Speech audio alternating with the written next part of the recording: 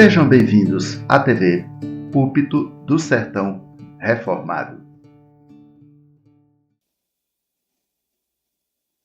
Casamentos e relacionamentos em crise e o caminho para restauração. Lembram? Casamentos e relacionamentos. Por quê? Porque a ideia aqui não é tratar apenas de relacionamentos conjugais, mas todos os tipos de relacionamentos. Então a gente amplia. Pois o caminho para a restauração também se aplica a todos os tipos de relacionamentos. Casamentos e relacionamentos em crise e o caminho para restauração. Já iniciamos essa temática aqui já, daremos prosseguimento. Mas antes, novamente, Mateus capítulo 7, os dois fundamentos, lembram? Mateus capítulo 7. Vamos relembrar aqui a leitura dos dois fundamentos. O Evangelho de Deus, segundo o apóstolo Mateus, o capítulo 7. A partir do 24. Faremos uma leitura solene, respeitosa, mas corrida, para prosseguirmos. Todo aquele, pois, que ouve estas minhas palavras e as pratica, será comparado a um homem prudente, que edificou a sua casa sobre a rocha. Isso não torna o homem que pratica a palavra imune aos problemas. Os problemas vêm. Então vamos lá. Veja os problemas aí numa linguagem metafórica. E caiu a chuva. Transbordaram os e sopraram. Gente, o Senhor Jesus está aí metaforicamente falando de problemas exacerbados mesmo. E caiu a chuva, transbordaram os rios, sopraram os ventos e deram com, vejam a ênfase, ímpeto contra aquela casa que não caiu. Razão, porque fora edificada sobre, e a rocha é ouvir a palavra de Cristo e praticar. Tem gente que diz assim, a rocha é Cristo, sim. É Cristo e a palavra dele. Então, no texto aí, a hermenêutica diz o seguinte, é aquele que ouve e pratica. Ouve a palavra de Cristo, que é a rocha, e pratica a palavra de Cristo, que é a rocha. Porque senão, tem um monte de gente aí dizendo, Cristo é a minha rocha, só na boca, mas não faz nada o que ele manda. Não faz nada o que ele manda, pensando que ele é um Deus da mitologia grega. Tem um monte de cristão no século XXI achando que Jesus é um Deus da mitologia grega, guerreiro, que precisa ser bajulado. Ei, Jesus não precisa de bajulação. Ele é Deus, o homem querendo ou não. Ele é rei, o homem querendo ou não. Ele é o Senhor, o homem querendo ou não. Ele tem um cetro de ferro nas suas mãos, o homem querendo ou não. Ele reinará eternamente, o homem querendo ou não. Quem tem que se dobrar diante dele são os homens. Quem tem que se beijar os seus pés, segundo o Salmo 2, são os homens. Beijai o filho para que ele não se ire. Está lá no Salmo 2. Mas vamos lá. Eu falei que seria uma leitura corrida, mas não tem como, não é? A empolgação não deixa. E todo aquele que ouve estas minhas palavras, veja o segredo, e não as pratica, será comparado a um homem. Eita, você chamar alguém de insensato dói, não dói? Mas Cristo está dizendo que ouve a palavra dele e não pratica, é ele que está chamando, então preste bem atenção. Vai lá e reclama dele, se caso você está ouvindo e não praticando. Ele está dizendo que você é insensato. E como o Cristo não precisa de like, e como o Cristo não precisa passar por nenhum pleito para ser o que ele já é, então, meu amigo, você é insensato, caso você ouça e não pratique a palavra dele. Entendeu, meninas? Carinhosamente, entendeu, meninos? Agora veja, os mesmos problemas, hein? Os mesmos problemas também acontecem sobre esse aí, ó. Novamente, versículo 27 agora. E caiu a chuva, metaforicamente. Você pode pensar aí, caiu a chuva, representando aí vários tipos de problemas. Transbordaram os rios, sopraram os ventos. Imagine quantos problemas não chegam soprando, hein? E diz mais o texto, e deram com ímpeto contra aquela, e muitas vezes os problemas se concentram na nossa vida, né? Pá, vem tudo de vez. É um monte desmoronando em cima da sua casa. Já viu? Recife acontece muito isso. Salvador acontece muito isso. A região dos lagos não. A região do Rio de Janeiro ali, é um nomezinho que é dado, acontece muito isso. da serra, um monte descendo sobre uma casa, por conta de rios, chuva, vento. Olha só, aí o que acontece? E ela desabou, sendo grande a sua ruína. Gravem isso, porque tem tudo a ver com o sermão de hoje à noite. O preço é alto para quem ignora Deus. Daniel 4. Tem um monte de cristão ignorando Deus e achando que não, dentro das igrejas. Achando que Deus é um gênio da lâmpada mágica. Que ele vai lá, pega a lâmpadazinha e acha que Deus precisa de carícia. E Deus não se importa com o que ele vive lá fora, com o que ele diz, com o que ele pensa. Basta que ele o adule. Queridos, ele é autossuficiente. Será grande a sua ruína. O 28? Só até aí mesmo. Casamentos e relacionamentos em crise e o caminho para a restauração. Há 8 dias dissemos aqui, primeiro, precisamos tomar consciência de que tanto o casamento como as outras relações são baseadas em pacto. Lembra que falamos aqui? O casamento é um pacto estabelecido por Deus, feito diante de Deus, pautado pela vontade de Deus e para a glória de Deus. Eu vou repetir. O casamento é um pacto, uma aliança estabelecida por Deus, feita diante de Deus, pautada pela vontade revelada de Deus e para a glória de Deus. Se todo casal, homem e mulher, pensasse um pouco mais sobre isso, então é preciso ter consciência. Para restaurar o casamento em crise, é preciso ter consciência que o casamento é uma aliança. Mas as demais relações também são baseadas em pactos, muito especialmente na igreja. A nossa relação fraternal é um pacto, meu irmão. Também estabelecido por Deus, em Cristo, como o fiador. Feito diante de Deus, aplicado pelo próprio Deus, através dos sacramentos, batismo e ceia, pautado pela vontade de Deus e para a glória de Deus. Então minha relação contigo, Nanda, ela é pactual. E aí eu evoquei aqui aquela história, aquela narrativa de Noemi, lembram? Só para continuar agora, de Ruth e Noemi. Os esposos delas morreram, filhos de Noemi. Então Noemi disse, minhas filhas, vocês estão desobrigadas. Orfa e Ruth, vão para os vossos povos, vocês não têm mais compromisso comigo. Orfa não havia abraçado o pacto. Ruth sim. Aí Ruth olha para Noemi e diz, não me peças para fazer isso. Razão. Vamos lá, gente. Onde tu fores, onde tu pousares, aí ele dá razão agora. Porque o teu Deus e o teu povo. Então, querido, preste bem atenção. Quando o pastor chega aqui e olha e não vê uma ovelha aqui presente, não é porque o pastor está preocupado com as suas côngoras. Não. É porque há uma relação com aquela ovelhinha pactual, estabelecida por Deus em Cristo, aplicada por Deus, sacramento, sinal e selo da aliança, pautados na palavra de Deus e para a glória de Deus. Então, eu olhei, o Joel não está, diva.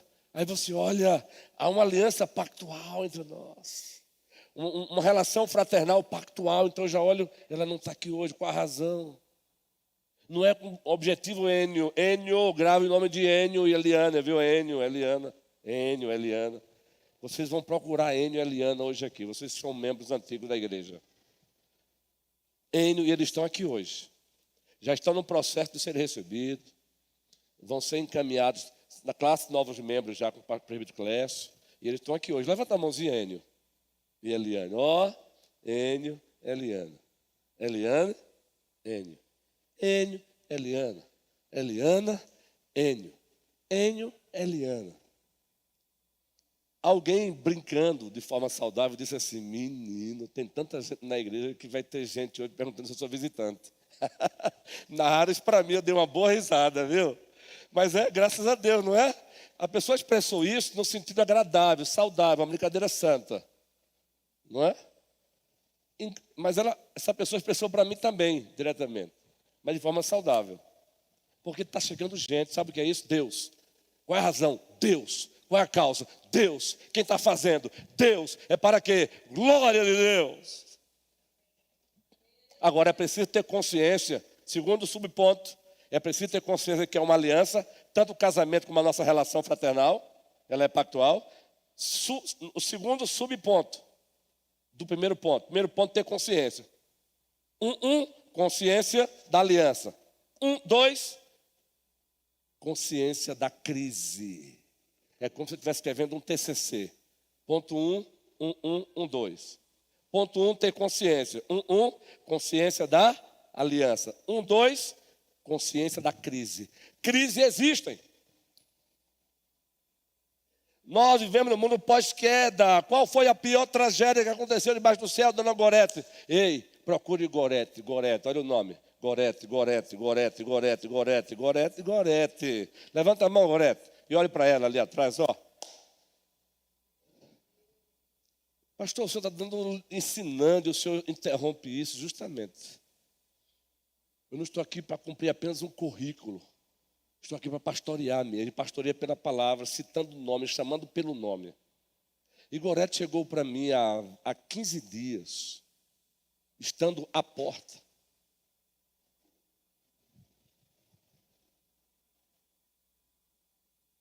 E disse assim: pastor, eu quero ficar aqui nessa igreja, mas eu tenho algumas limitações. E se puder alguém me buscar, eu moro aqui pertinho da Smart Fit. E este já é o segundo domingo que eu e Jari temos dado um jeitinho correto, legítimo, para que ela se fizesse presente. Hoje mesmo foi um desses dias, passei lá e dei uma carona para a Gorete. Eu não vou poder fazer sempre sozinho, Gorete, mas esta igreja é muito amada. Eu já estou citando o nome da senhora porque alguns irmãos vão se oferecer. Entendeu, Gorete? Gorete. Então, é preciso ter consciência que tem crise. Elisomar, Tiara, recém-casadinhas, viu, gente? Deus seja louvado. Vocês sabem disso. Vocês leram o livro Quando Pecadores Dizem Sim. O caminho para a restauração é reconhecer que existe crise sim conjugais. O problema é quando a gente quer fazer de conta que a crise não existe. Só que a crise não é para ser alimentada. Não é para ser jogada para debaixo do tapete. É para ser enfrentada. Mas enfrentada na perspectiva de Deus. Já falamos disso aqui. Então esse é o primeiro ponto com seus 2 subpontos. Segundo ponto, casamentos e relacionamentos em crise e o caminho para a restauração. Eita, esse segundo ponto aqui do sermão.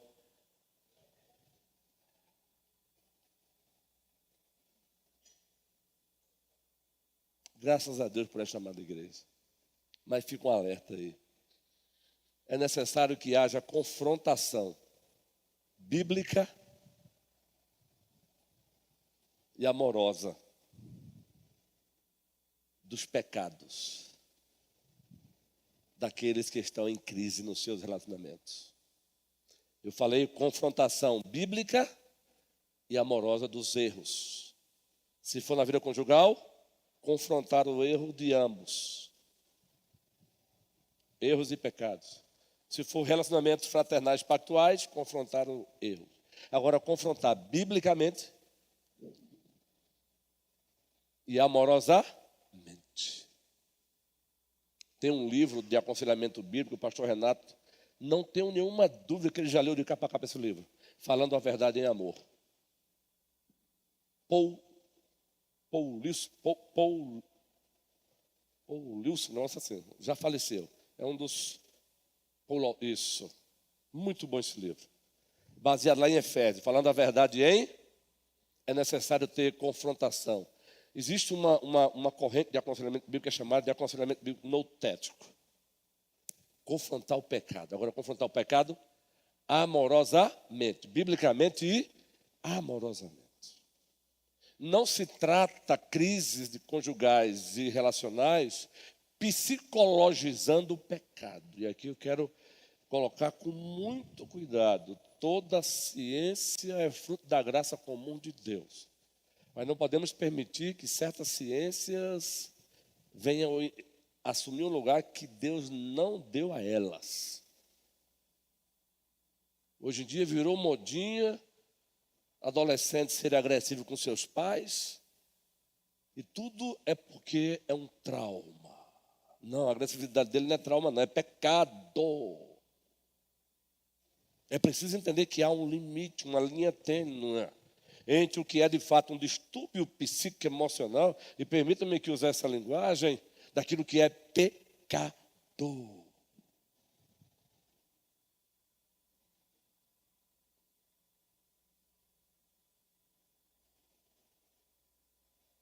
Admoestai uns aos outros, Colossenses, Efésios.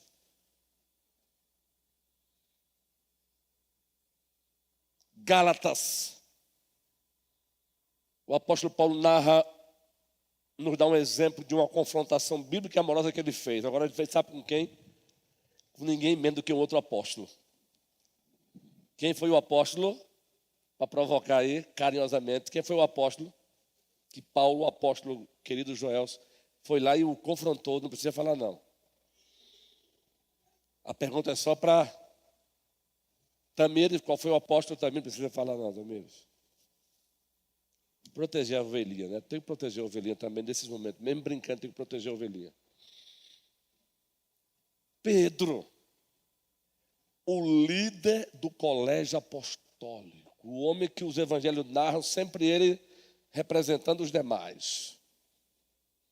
O colégio apostólico está observando Jesus andando sobre o mar. Quem é que diz? Se és tu, Senhor, manda Pedro. Está lá o Senhor Jesus no jardim do Getsêmani. Quem é que puxa a espada e pum? Quem é? Pedro. Quem é que promove a eleição para substituir o apóstolo que apostatou? Judas? Pedro. Então é o líder entre os líderes, é uma hierarquia funcional. E Paulo diz que ele precisou confrontar Pedro cara a cara. Você sabe o que é confrontar cara a cara? Aí você vai entender a razão. Leia Gálatas, capítulo 2. Estava Pedro sentado à mesa, aquele banquete, aquele congraçamento, como nós fazemos aqui, acolá um irmão convida, é tão bom, não é? Para comer um cuscuz, uma pizza, que toda a igreja possa fazer isso uns com os outros. Uma casa não cabe todo mundo não, mas se um chamar o outro, 5 vai para ali, 5 vai para ali, um cuscuz, é tão bom isso. E estava Pedro comendo com os cristãos gentios, agora convertidos, não judeus. E Pedro, enquanto isso, maravilha. Daqui a pouco chegam os cristãos da circuncisão, os cristãos judeus. Quando Pedro, imagina essa cena, gente. Pedro sentado à mesa, aí ele olha o pessoal entrando, a turma, os cristãos judeus, que eram mais rigorosos em alguns aspectos. Quando Pedro olha, gente, literalmente, Paulo narra que Pedro praticou dissimulação. Sabe, Vivian? Imagina que eu estou pertinho de ti e chega alguém que não gosta de você. Aí eu vou dando 2 passinhos para trás e você olha assim para mim e diz: foi o que eu fiz que o pastor está afastando de mim? Pedro fez isso, João, Mônica, foi saindo de mansinho. Aí Paulo disse assim, olhou na cara dele: sendo tu judeu, tu não vives como judeu, e tu queres que eles vivam cara a cara.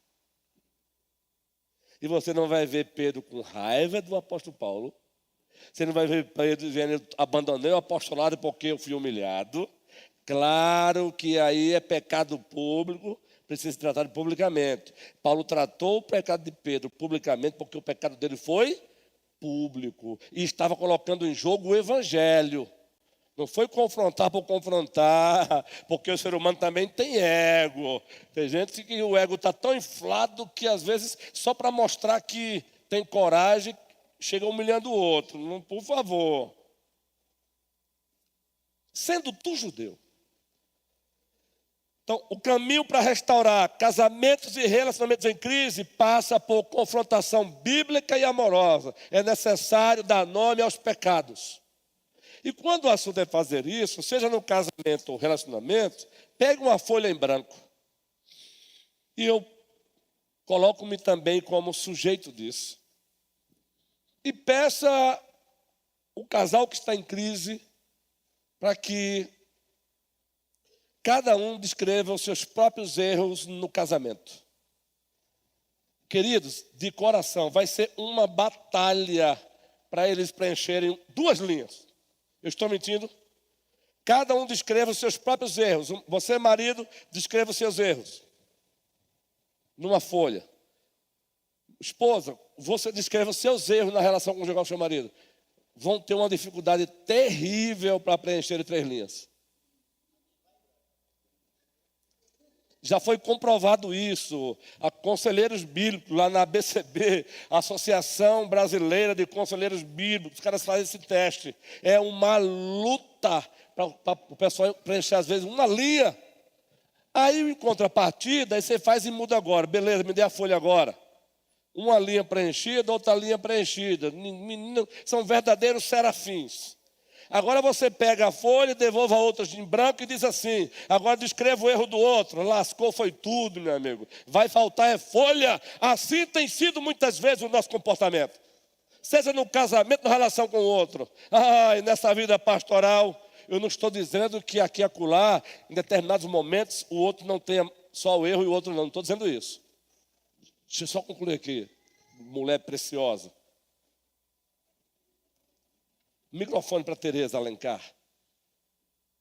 Se eu estou dizendo que a nossa mania, sabe o que é?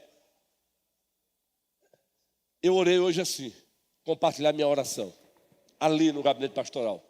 Eu estava meio gripado, estou ainda, então eu preferi ir para lá, ficar sozinho. Botei aquela musicazinha. Único, tu és o único, incomparável és na minha vida. Porque se não for ele, não aguento, meu irmão. E comecei a orar e disse: meu Senhor, não me deixa fitar tanto os meus olhos nos argueiros, nos olhos dos outros, de maneira tal que eu não consiga enxergar as traves nos meus. Ajuda-me. Primeiro, olhar para os meus próprios olhos e perceber traves nele. E tendo percebido essas traves, que elas sejam arrancadas. Mas, no processo de ajudar o meu irmão a tirar o argueiro do seu olho, porque o Senhor Deus manda também, ajuda-me a fazer corretamente. E eu prossegui na minha oração e a música lá rolando de Fernandinho. E eu disse: não me deixa, Senhor, ser um hipócrita, um fariseu, uma mentira ambulante, um farsante. E eu encerrei dizendo: ajuda-me a te amar, a te obedecer, a te glorificar. E a música rolando. Único, tu és o único, incomparável és na minha vida. Eu posso estar doente, eu escuto uma canção dessa, meu irmão. É uma injeção de adrenalina no peito. Meu coração não cabe outro amor. Tudo que tenho e sou é tudo teu. Eu vou continuar, mas a palavra para a guerreira e preciosa Tereza Alencar. Pastor, 2 colocações, vou tentar ser breve. A primeira sobre essa questão do casamento, né? Que o senhor falou, que realmente é muito difícil a gente, como ser humano, reconhecer, né? Dentro do casamento nós somos culpados, porque a gente sempre vê o outro está fazendo isso, o outro está fazendo aquilo. Mas quando o Espírito Santo coloca a gente em xeque, não tem por onde correr. E aconteceu isso comigo, né? Lá em 1994, nós estávamos vivendo uma crise e eu estava para ir embora, né? Consegui com uma amiga ir para eu acho que na época era para Manaus, um emprego, e eu estava indo embora para deixar Carlos. E uma prima minha em Caruaru disse: ó, você pode ir embora, mas me faça um último pedido. Vamos participar de um encontro de casais com Cristo. Não foi o encontro, porque eu não me lembro de nenhuma palestra que eu ouvi no encontro.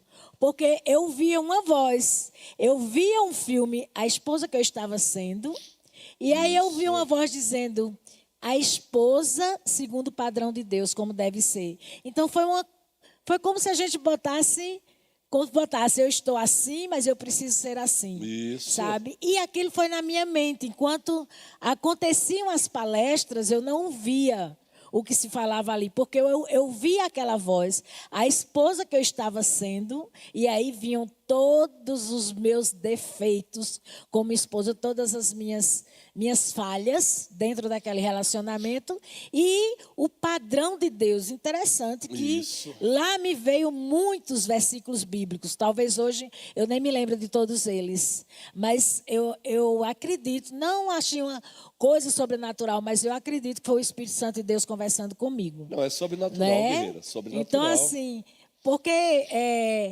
tem pessoas que dão uma conotação muito, sabe?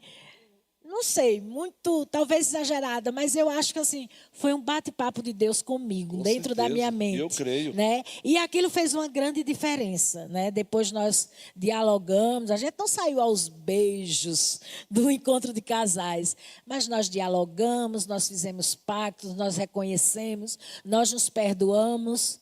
Depois disso tivemos outras crises, mas aquilo me impactou e até hoje eu tomo como lição para a minha vida, né? Para a minha vida e para a de Carlos. E hoje estamos já correndo para os 36 anos de casados. Deus seja louvado, então, Teresa Alencar. E uma outra colocação que eu fiz aqui, quando o senhor diz assim, leia tal, eu já fui ler, né? Gálatas 2. E ali, porque a Bíblia é um livro de princípios. Às vezes a gente lê, não aconteceu com Pedro e com Paulo. Mas aquele diálogo de Paulo, chamando a atenção de Pedro, de querer que os gentios vivam como judeus, e ele como judeu não vivia, a gente trazendo para os nossos dias e para a nossa vida, a gente tem que estar atento. Será se a gente vive como cristãos e o mundo nos enxerga como seguidores e discípulos de Cristo? A nossa vida lá fora, as nossas atitudes falam mais do que a nossa, vamos dizer, a nossa fala vocal, né, o nosso vocal. Siga a Cristo, vá para a igreja, Jesus te ama, Jesus salva. E as tuas atitudes são as mesmas. Aqui dentro, nessas 4 paredes, nós estamos nos comportando como cristãos. A gente levanta, a gente ora, a gente fecha os olhos, a gente se emociona, a gente louva a Deus, adora a Deus, mas a gente lá fora, a gente adora a Deus com as nossas atitudes, onde quer que estejamos. É uma coisa para se refletir, porque eu vi ali naquele versículo, se não me engano, no Gálatas 2,14, um princípio bíblico para a gente trazer para as atitudes, para a nossa vida prática. Excelente, Teresa Alencar, e muito especialmente o seu testemunho. Já ouvi esse testemunho lindo em outra ocasião. Que é sobrenatural, é porque o conceito sobrenatural da gente, a gente só acha que é sobrenatural quando é através do extraordinário. Não. Tudo de Deus na nossa vida é sobrenatural. O que aconteceu contigo foi sobrenatural. É porque a concepção de sobrenatural não tem sido oferecida por, respeitosamente, igrejas que não conhecem Bíblia. Então foi sobrenatural e vocês estão aqui como testemunho vivo de que essa confrontação, ela resultou no terceiro ponto da lição de hoje, que já vou entrar, que é mudança. Estão aqui como exemplos bíblicos, fazendo parte do Ministério de Família, Minha Casa, Casa de Deus.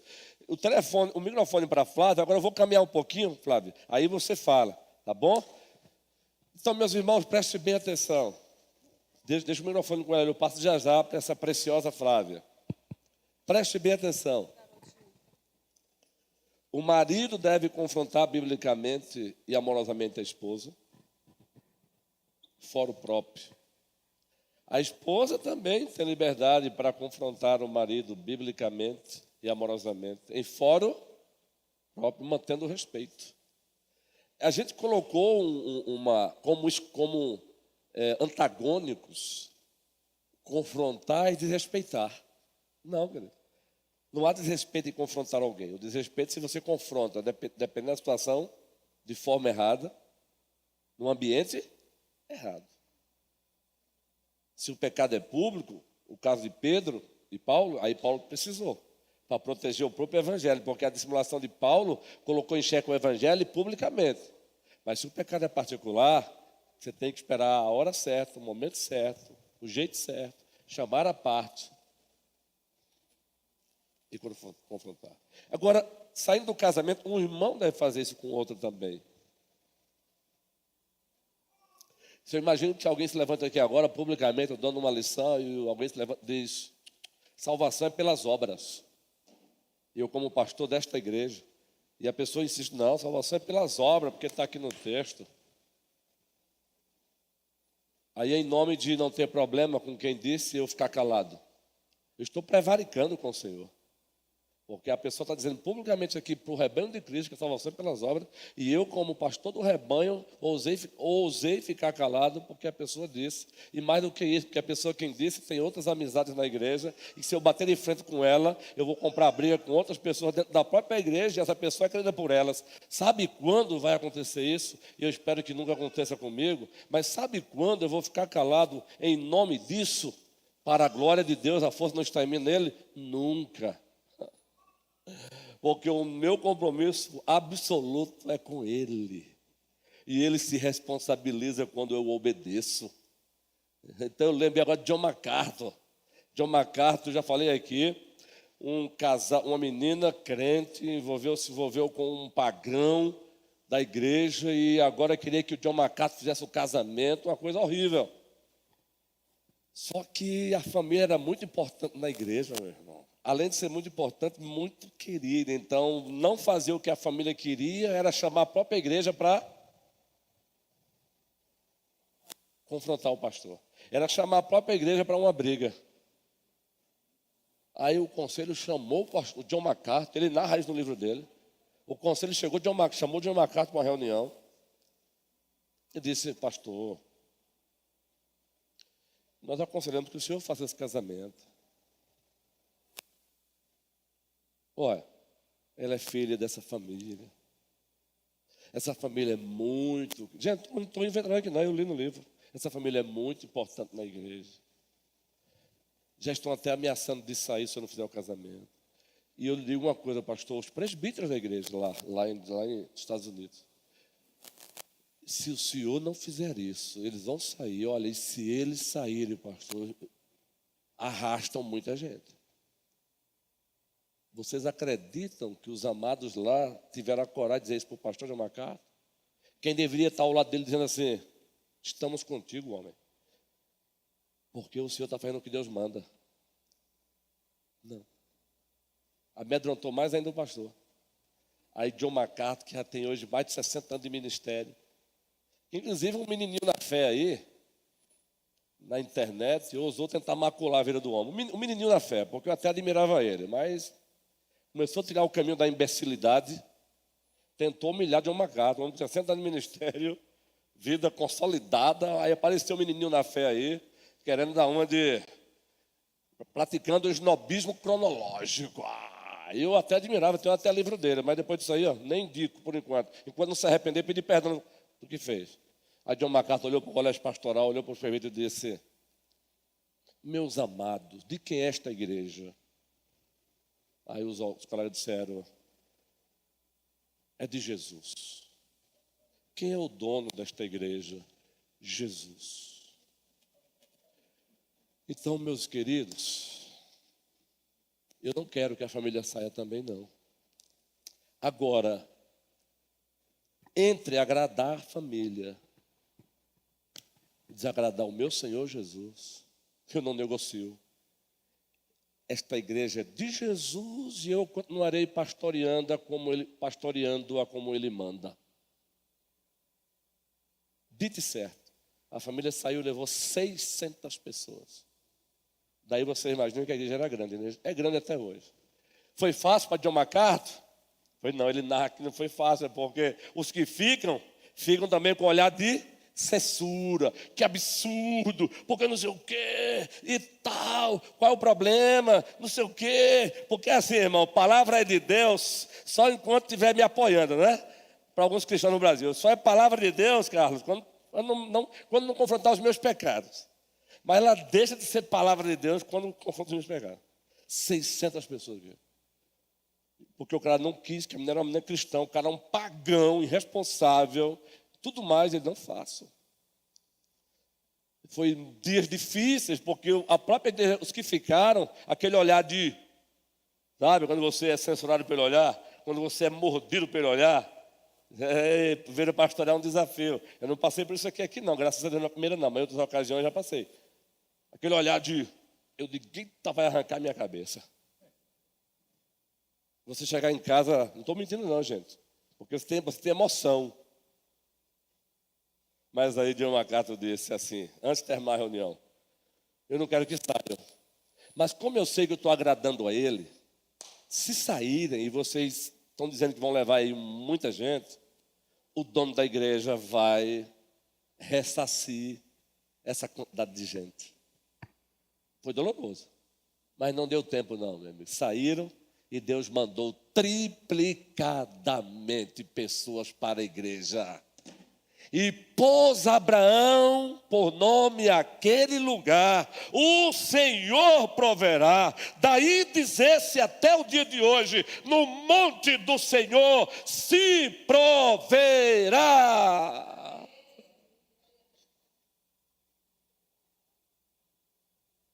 Flavinha, manda brasa e nos abençoa com as suas pérolas também, como foi também de Teresa Alencar.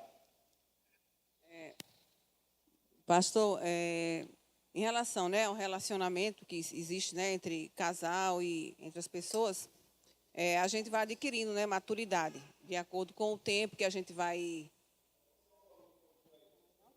Alô? Tiaguinho, por favor, meu amor. Isso, alô? aumenta só um pouquinho. Alô? Pronto. E aí, tá.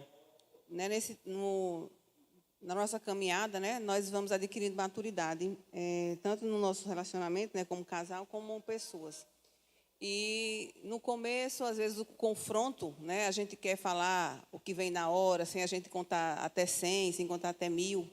Né? Muitas vezes a gente erra, porque a gente confronta o esposo ou algum amigo, no caso do relacionamento entre esposa e esposa, na frente dos filhos, né? Às vezes até na frente de um casal que você chamou para tomar um café, alguma coisa assim, e você vai aprendendo. Aí eu vi uma frase aqui bem interessante, das frases que eu guardo, que eu achei interessante isso aqui, que diz assim, o veneno de todo relacionamento é a grosseria. Então, quando escolher suas palavras, considere o amor que a pessoa sente por você, e não só o erro que ela cometera. Então, é uma coisa bem interessante da gente, né? Porque às vezes a gente fica com aquela raiva, né? E não considera que aquela pessoa nos ama, né? As pessoas têm defeitos, nós temos, as pessoas que estão do nosso lado também têm. E às vezes a gente acha que não. O defeito, como o senhor falou aí, né? Só está naquela pessoa. E a gente tem que olhar o amor que a gente sente e os problemas serão resolvidos, né, com o diálogo, com a conversa, abaixo da proteção do Senhor. Flávia, repita só essa frase que você colocou aí, por favor, meu amor, por favor. Carinhosamente, chamando de amor, carinhosamente. Vê, gente. O veneno de todo relacionamento é a grosseria. Então, ponto, né? Então, vírgula, quando escolher suas palavras, vírgula, considere o amor que a pessoa sente por você, e não só o erro que ela cometeu. Maravilha, né, gente? O veneno de todo relacionamento é a grosseria. Eu diria que faz parte do veneno. Não é só grosseria, mas faz parte. E é verdade.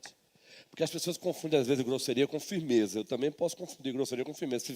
Tem momento que o próprio pai tem que chegar para o filho assim e dizer, ó, enquanto você estiver debaixo do teto, aqui não. Isso é firmeza. Grosseria já muda o tom. Palavras de baixo escalão, humilhação, tom alto.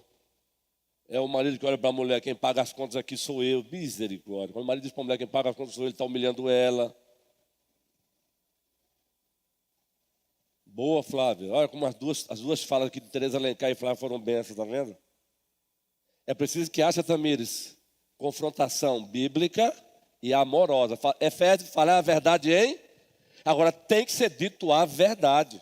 Agora, o problema é que a gente quer colocar também a verdade e o amor como inimigos. Não há inimizade entre o amor e a verdade. Não há. Olha, uma descrição de amor bíblica está em 1 Coríntios 13.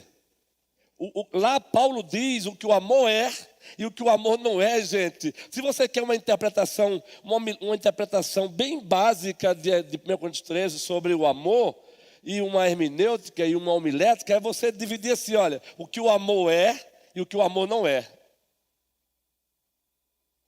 E se você pegar e colocar no lugar do amor o nome de Jesus, você vai ver a beleza, porque a personificação absoluta desse amor é Jesus. Jesus não é isso, Jesus é isso. Porque a Bíblia diz, na primeira carta do apóstolo João, Deus é amor. E na carta aos Efésios, na carta aos Coríntios, somos chamados a sermos imitadores de Deus como filhos amados. Que bom, Flávia. Eu vou entrar na questão disso aí na mudança, que Tereza colocou aqui como exemplo. Então, primeiro ponto, com seus 2 subpontos, é preciso ter consciência da aliança, seja no casamento ou na amizade fraternal na igreja, e consciência da crise, é preciso ter consciência. Essa conversazinha de estar em relação em crise, fazer de conta, isso só faz gerar um vulcão, daqui a pouco solta lavas. Aí aquilo que era para ferir só 2 pessoas, fere mais gente. Porque quem está aqui tem amigo, quem está aqui tem amigo, e daqui a pouco, meu amigo, o negócio está feio. Segundo ponto, confrontação bíblica e amorosa. Pecado público se trata publicamente. Pecado particular, Mateus 18. Se o teu irmão pecar contra ti, chame-o a só. Vai tomar um cafezinho com ele. Toma um chazinho com ele. E amorosamente traz os fatos e coloca sobre a mesa. Pastor, e se não ouvir? Dependendo do tipo de pecado, você... da natureza, da gravidade, não é do tipo, da gravidade do pecado. Pecado é pecado, mas existe gravidade de pecado para Deus. Está lá na Bíblia. É um outro assunto que eu vou tratar em outro momento. Você leva adiante, chama 2 testemunhos. Não corrigiu, leva adiante, diz à igreja. Não ouviu a igreja, disciplina de exclusão. Mas existe tipo de crises que não é necessário isso, não. Você confrontou. A pessoa não quis, porque era só envolvendo só ela, os 2 apenas. Senhor, eu fiz minha parte, agora é contigo. E o sermão que eu vou pregar hoje à noite vai mostrar tudo isso. Se teve um cara que teve a chance, foi Nabucodonosor. Mas demorou ele entender e abraçar a chance. Ele abraçou, sabia? É uma briga entre os teólogos, mas ele abraçou a chance dele. Demorou, mas abraçou. Um microfone para Mônica aqui, enquanto eu avanço aqui. A terceira parte... relacionamentos, casamentos e relacionamentos em crise. E o caminho da restauração é a mudança.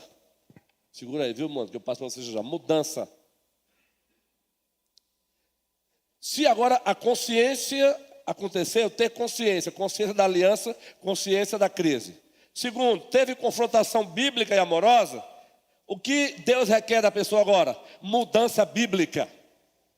Deus não aponta o meu pecado apenas por apontar. Ele aponta o meu pecado porque Ele quer mudança. E a mudança se dá com arrependimento. Zaqueu 19, rápido, segura aí, Mônica. Lucas 19, Zaqueu 19, ó. Lucas 19, só ler uma parte aqui. Está Zaqueu lá. Pode pôr o texto aí. Tiago Precioso e Milca, casal lindo. Mas são lindos demais. Lucas 19, versículo... Eu quero só separar aqui para não ler todo o versículo. A partir do 6. O Senhor Jesus está passando, olha, ele vê Zaqueu numa árvore. Olha essa coisa linda. Mas o 5, por favor, Tiago, só para entender o contexto. Quando Jesus chegou àquele lugar, olhando para cima, disse-lhe, Zaqueu, gente, que convite. Ah, gente. Zaqueu, desce depressa. Pois me convém ficar hoje em tua casa, Arthurzinho querido, diácono preciosinho e carinhosamente fofinho. Olha, por favor, que é isso, gente? Família aí, né, Arthur? Família aí, te amo, viu? Te amo, te amo. E desceu quem desceu a toda pressa? E desceu a toda pressa e o recebeu com... Todos que viram murmuravam, dizendo que eles se hospedaram com um homem pecador. Olha a turma lá do Auto Justiça. Que absurdo! Que rabi é esse? Aí o texto continua. Entre mentes, agora observe, gente, o que é mudança bíblica.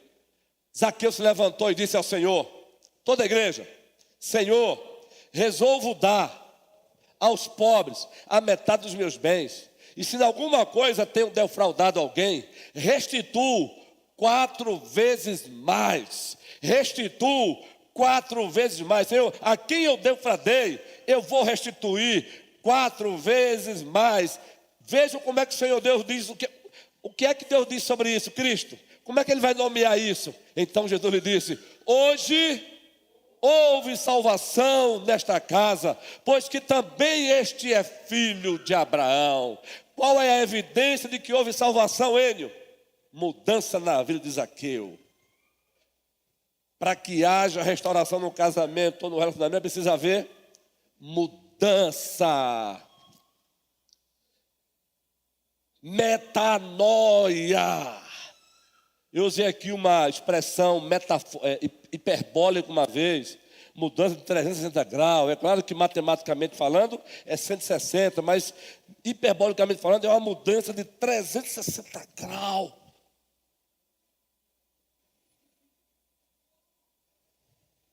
Mudança. Se eu venho tratando já de mal, com aspereza, o que a mudança bíblica diz? Tive consciência da aliança, consciência da crise, confrontado por ela mesma, biblicamente, amorosamente, mudança, parar de tratá-la com aspereza, através de ações. Agora, na linguagem de Efésios, e Tereza citou há pouco aí, você faz o quê? Tira as vestimentas velhas do velho homem e se reveste com o novo homem. Está lá em Efésios 4, querido. Vocês se despiram. Mudança. Relacionamento. Se eu tenho sido áspero com o Arthur, agora também consciência da nossa relação é pactual, consciência que está uma crise na nossa relação, inclusive ele passa aqui, passa por lá, não mais quer me encarar. Deve haver mudança, se sou eu o problema causando isso, deve haver mudança em me iniciar mudança. Arthur, me perdoe, meu irmão. De fato, pequei contra ti. E sem aquele mas. Mas veja, Arthur, Mônica, eu não vou deixar que você compartilhe também a pérola que vem aí não, né, Mônica? Manda brasa, para a gente caminhar. É porque a gente sempre tem que estar olhando a nossa vida, olhando para o alto. Tudo que a gente faz, a gente tem que estar fazendo, pensando em Cristo, né? Não pensar nas coisas do mundo, mas no alto. E dentro do casamento e nas relações também, porque assim nesse livro mesmo, quando os pecadores dizem sim, são 2 pecadores dentro de uma casa, totalmente depravados, totalmente depois da queda.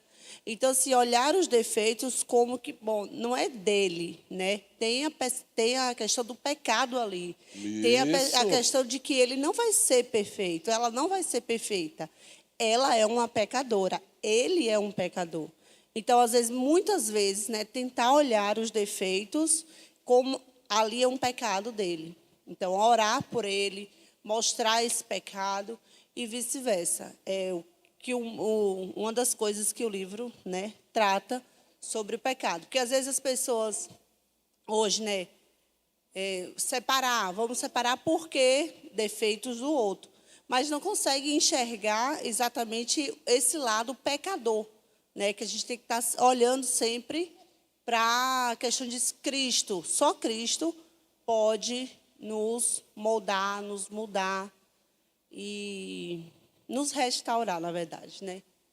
Boa, Mônica. Tem um livro também de outro autor, chamado Aconselhamento Redentivo. Maravilhoso isso. Inclusive tem um outro autor, Paul Tripp, tem um livro com Instrumentos na Mão do Redentor. É isso aí, Mônica. Eu enxergo o pecado na vida. Vou mudar de pessoa, né, Arthur? Daqui a pouco, pode ir, né, Arthurzinho? Isso é uma preciosidade.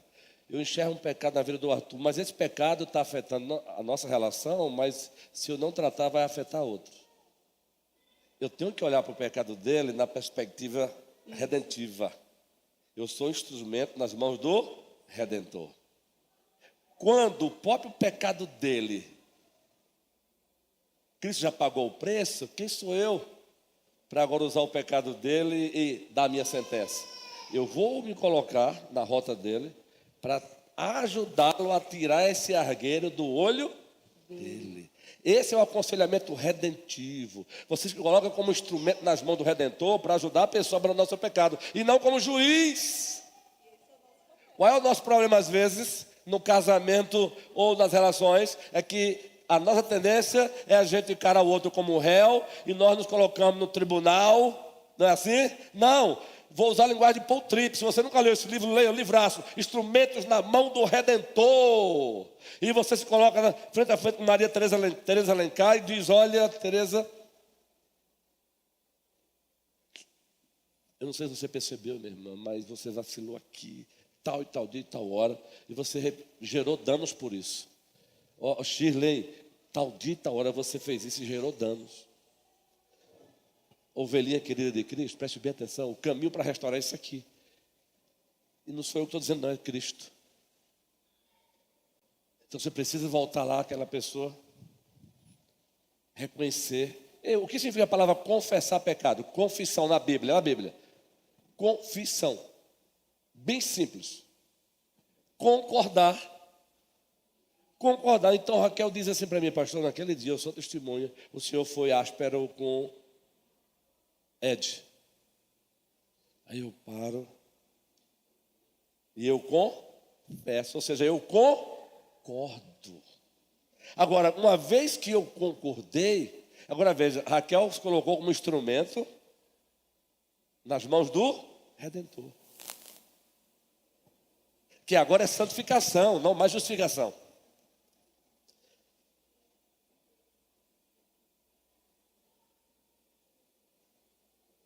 E ajuda o meu irmão a tirar o argueiro do olho dele. Ou seja, eu estou contribuindo com a santificação do meu irmão. Mas a nossa tendência, uma vez pregando lá na Grande Recife, eu pedi aos irmãos que, quando olhasse para o outro, tentasse enxergar um crachá invisível aqui em cada um. Olhar para o diácono Ciane, olhar e ver discípulo em construção. E eu pedi à igreja a olhar para o outro, veja, para o outro, discípulo em construção. Só que a gente se esquece. Não é para passar a mão no pecado dele, mas, queridos, nesse processo de santificação, e a palavra já diz tudo, ele é um processo. Ele só será encerrado quando Cristo voltar. Ele só será encerrado quando Cristo voltar. Mas é necessário que haja mudança. Zaqueu disse: Senhor, eu vou aqui agora contextualizar, fazer uma aplicação estendida em hermenêutica, naquele livro Hermenêutica Avançada, o autor, ou também no livro Entendes o que Lês. Eu vou encerrar, 11:23, viu, gente? O autor nos ensina a fazer a aplicação estendida. O sentido do texto é um só, mas você aplica em diversas áreas. Então eu vou aplicar aqui agora de Zaqueu. Senhor, a quem eu machuquei, eu pedirei perdão e repararei os danos. A quem eu humilhei, eu pedirei perdão e repararei os danos. Senhor, a quem eu tenho entristecido, até por tornar uma pessoa indiferente na minha vida, ou ter sido indiferente para com essa pessoa, a gente pratica reducionismo do pecado. O que é o reducionismo? É quando o conceito de pecado é resumido. Você vai tirando. E aí você acha que você não peca mais quando você é indiferente com uma pessoa. Ei, ser indiferente com o teu irmão em Cristo é pecado. Ser indiferente com a tua esposa é pecado. Ser indiferente com o marido é pecado. Ser indiferente com o teu irmão é pecado. Então, passar aqui porque não é pecado.